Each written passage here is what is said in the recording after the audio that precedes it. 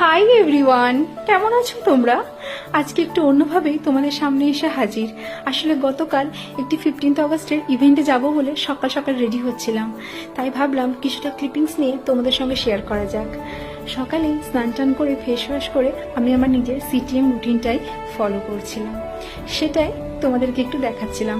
প্রথমে একটা green tea toner use করেছি, তারপর একটা ময়শ্চারাইজার। কিন্তু বাইরে প্রচণ্ড রোদ, সূর্যি মামা তো রেহাই দেবে না, তাই সানস্ক্রিন তো না ইউজ করলে চলবেই না।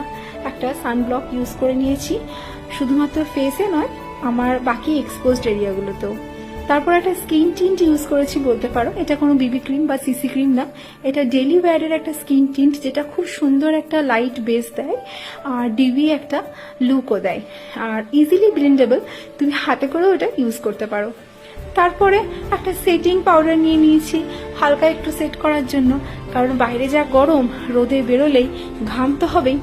তারপরে একটা মাস্কারা, খুব লাইট মেকআপ করবো দিনের বেলা, খুব বেশি একটা প্রোডাক্ট ইউজ করতে আমিও পছন্দ করি না আর ভালোও লাগে না, তাই আর কি একটু সিম্পলি থাকতে বেশি ভালো লাগে। মাস্কারা ইউজ করার পর একটা বেস কালার ছিল, যেটা একটু আইশ্যাডো হিসেবে নিয়ে নিয়েছিলাম ফিঙ্গার টিপস থেকে। সেরকম কিছু আইশ্যাডো ইউজ করিনি। তারপর কাজল, কাজল না লাগালে তো সাজটাই অসম্পূর্ণ রয়ে যায়, তাই না?